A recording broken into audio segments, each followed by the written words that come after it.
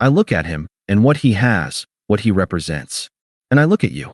It's just not the same league, she told me, humiliating me in front of everyone at the party. I simply said, okay, and walked away. 6 months later, her millionaire soulmate was exposed as a bankrupt fraud. Her fake friends abandoned her, and her texts to me became the most desperate performance of her life. Hey viewers, before we move on to the video, please make sure to subscribe to the channel and hit the like button if you want to see more stories like this. Thanks. So, my life got blown up at a party. Not like, with actual explosives. That would have been less painful, probably.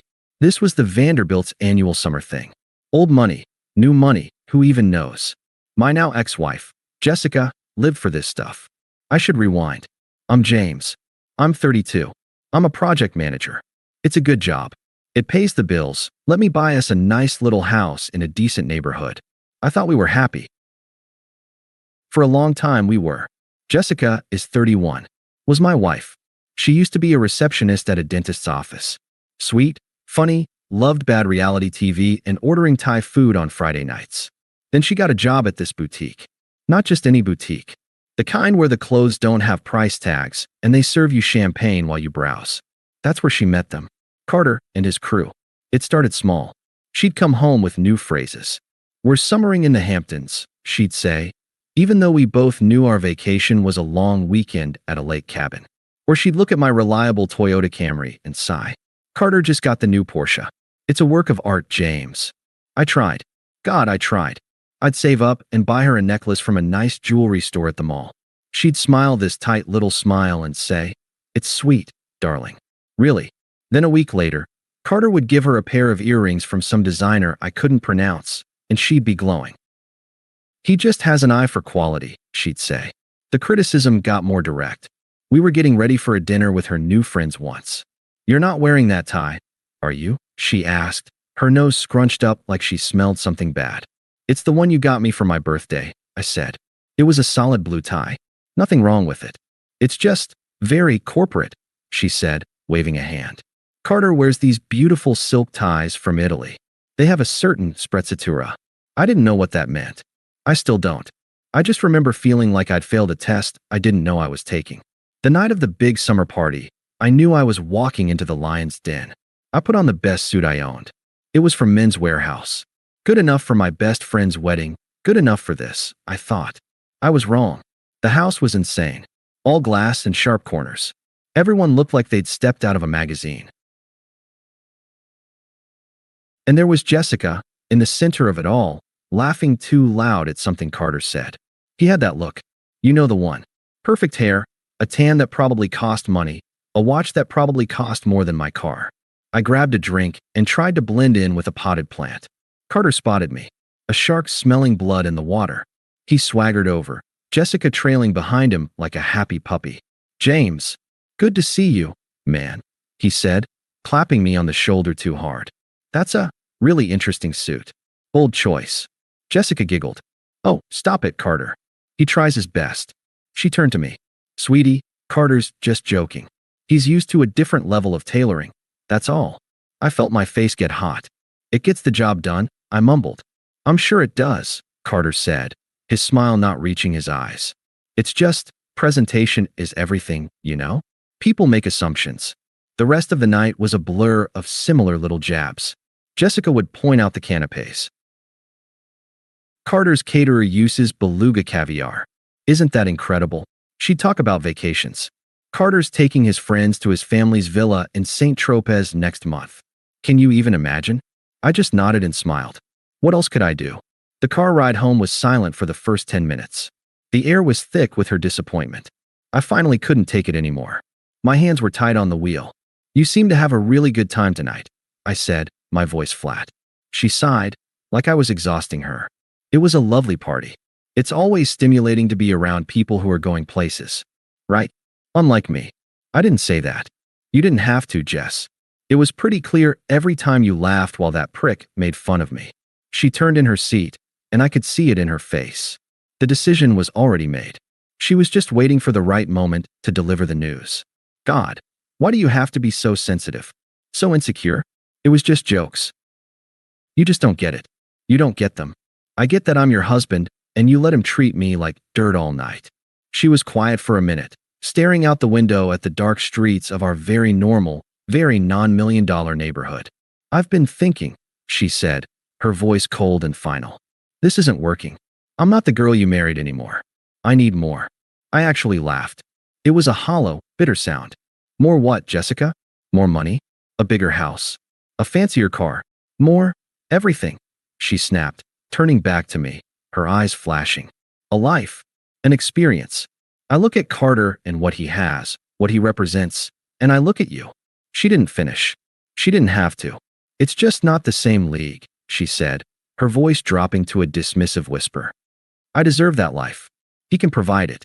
We pulled into our driveway. The familiar side of our home, the one we picked out together, the one I'd painted and fixed up, felt like a museum exhibit of a life that was already over. I put the car in park and turned off the engine. The silence was deafening. All the anger, the hurt, the betrayal, it just drained out of me. What was the point? You can't argue with someone who has already decided you're worthless. I looked at her, at the woman I loved for 8 years, and I felt nothing but a vast, empty calm. "Okay," I said, my voice quiet but steady. "If that's what you want, I won't stop you." Her smug expression flickered. She was expecting a fight, begging, tears, something she could use to fuel her narrative of my weakness. My simple acceptance threw her completely. She sputtered for a second. It's not cruel, James. It's honest. I'm sorry you can't understand that." I just nodded, got out of the car, and walked into the house. I went straight to the guest room and closed the door. I heard her storm around the bedroom for a while before everything went quiet. The next morning, she was gone. She'd packed a few suitcases. A note on the kitchen counter said she was staying at Carter's guest house for a while. I stood there, holding the note, in the silent house. The hurt was there, a dull ache in my chest.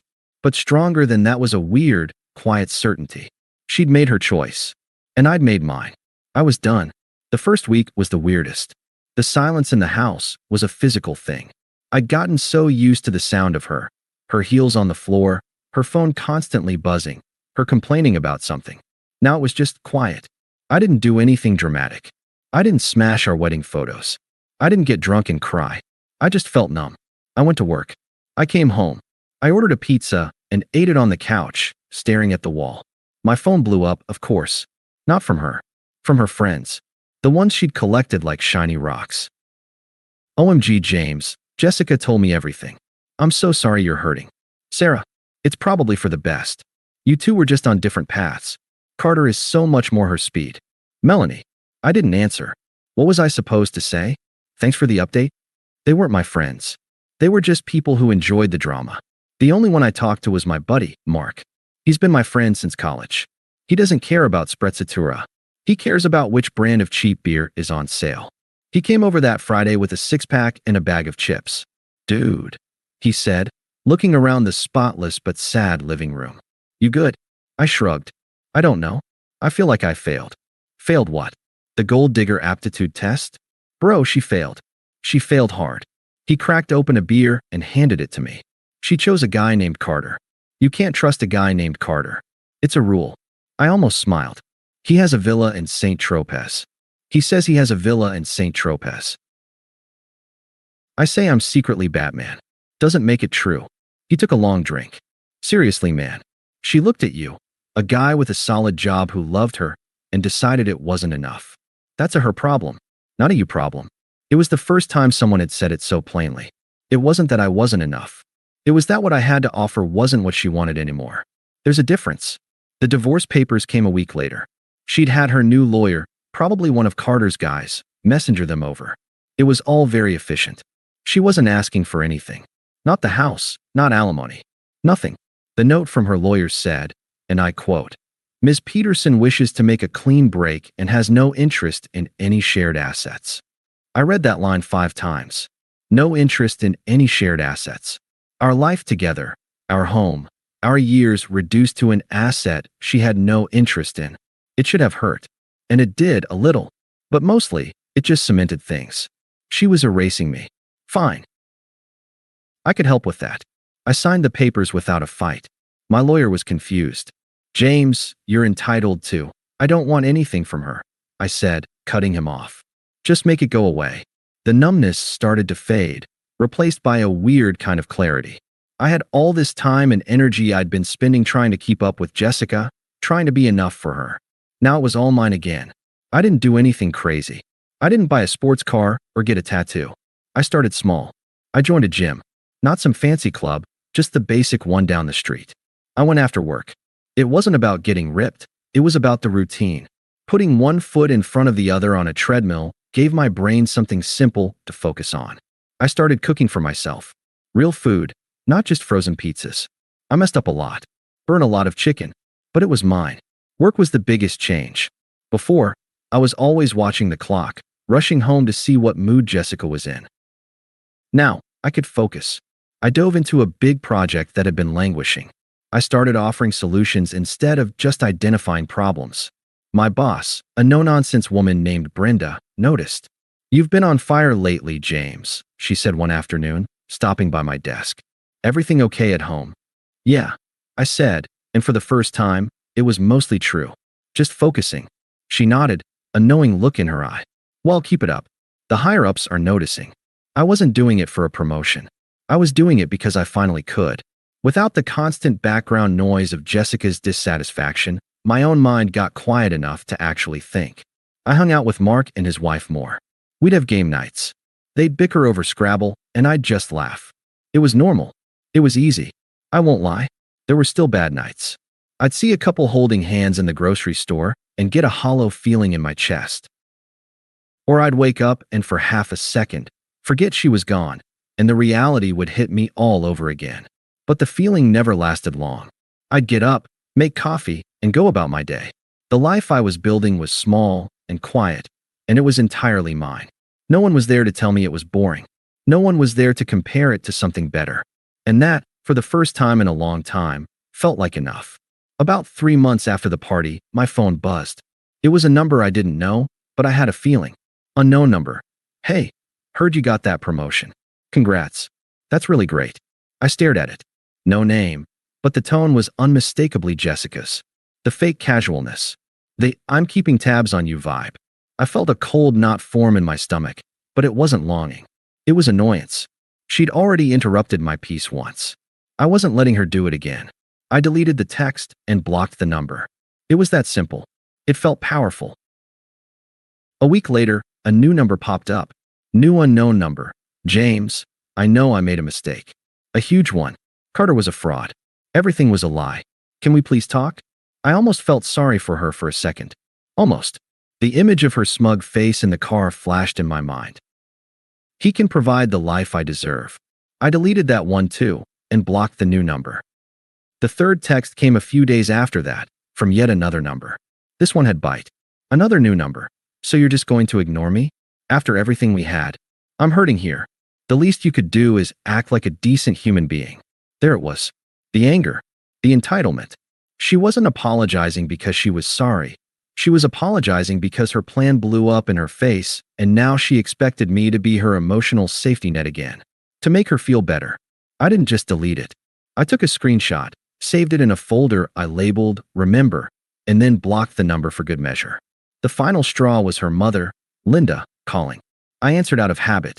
"James, sweetie," she cooed, her voice dripping with fake sympathy. "How are you holding up?" "I'm fine, Linda. What do you need?" "I just talked to my Jessica. She's a mess, honey. A complete mess. That Carter character was a monster. He lied about everything. His money, his family, all of it. He used her and tossed her aside." I waited, saying nothing. "She's learned her lesson," Linda pressed on. "She's miserable. A good man would forgive her. You're not going to hold a little mistake over her head forever, are you? You guys had so many good years." I took a slow breath. "Linda," I said, my voice calm and flat. "Jessica and I are divorced. My obligation to her, and to you, is zero. Please do not contact me again." There was a stunned silence on the other end. Then a sputter. "Well, I never. After all I hung up. I felt clean. It was done. The news of the full meltdown came from Mark, who heard it from his wife, who's friends with a woman who used to be in Jessica's orbit. It was better than I could have imagined. Turns out, Carter's wealth was a house of cards. His family was rich, but they'd cut him off years ago for being an irresponsible mess. The mansion? Rented for the summer to impress people. The cars? All leases. The villa in St. Tropez? A timeshare he'd photoshopped himself into. He was living on massive credit card debt and the dwindling handouts from his exasperated parents. When the summer ended, the lease on the mansion was up. The car leases expired. The credit lines were maxed out. His entire social circle, the one Jessica had traded me for, was built on that same shaky foundation of lies and pretend money. The second the free champagne stopped flowing, they vanished. They dropped Carter instantly, and they dropped Jessica right along with him. She was collateral damage. She was left with nothing. No fancy friends, no rich boyfriend, and no home to come back to. She'd thrown away the real thing for a glittery piece of fool's gold. Mark told me all this over a beer, watching my reaction. I just took a sip. "You're not going to say it?" he asked. "Say what?" "I told you so." I shrugged. "Doesn't need to be said." And it didn't. The facts were enough.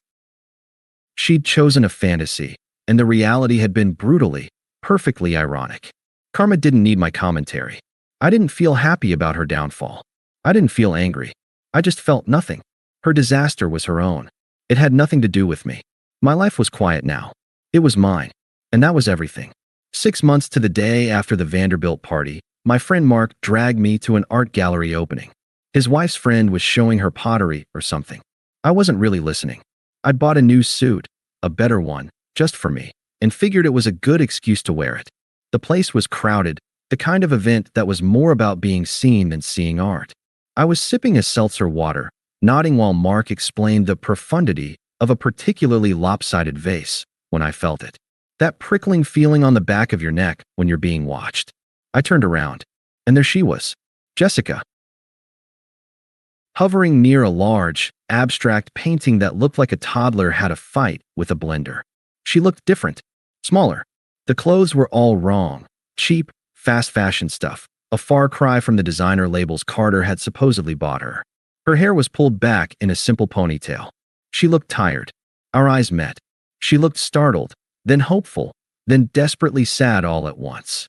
She started weaving through the crowd toward me. "Hey, Mark," I said quietly. "Give me a minute." He followed my gaze, saw her, and his eyes went wide. "You want me to?" "Nah, I'm good." He nodded and melted into the crowd, giving us space, but keeping an eye out. Jessica stopped in front of me. She smelled like cheap perfume. "James." She forced a smile. "You look really good." "Thanks," I said. My voice was neutral, polite, like you'd talk to a cashier you'd never see again. I don't know what to say," she started, her words tumbling out in a rehearsed rush. "I was such a fool. He used me. They all did. It was all a lie. I just waited. I didn't offer a tissue. I didn't say, 'That's awful.' I just let the silence hang there." She filled it, her voice cracking. "I miss us. I miss you. What we had was real. This." She gestured vaguely at the gallery, the people, the art. "All this that's just stuff. Can we ever?" She left the question hanging, her eyes begging. I looked at her, really looked. I saw the woman I'd loved for years. And I felt absolutely nothing. "Jessica," I said, my tone calm and final. "That chapter is closed. I've moved on. I suggest you do the same." The hope in her eyes died. It was replaced by a flicker of the old anger, the entitlement that had gotten her here. Her face tightened. "You don't even care, do you?" she hissed, the mask of remorse slipping completely. "Not even a little?" After everything. I held her gaze, utterly undisturbed. "I don't," I said, the truth of it ringing clear in my voice. "I hope you find what you're looking for." "Excuse me." I didn't wait for a reply.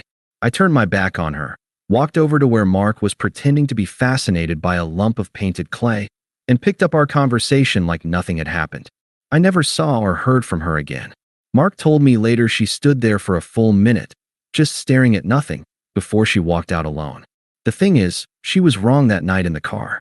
It wasn't that I didn't understand. I understood perfectly. She wanted a life that looked good from the outside, no matter how empty it was on the inside. She got exactly what she asked for. I built something different. Something real. It's not flashy. There's no villa. But it's mine. It's peaceful. And she's finally, completely, irrelevant to it. Thanks for watching. Make sure to subscribe to the channel and hit the like button. What do you think about this story? Share it in the comments.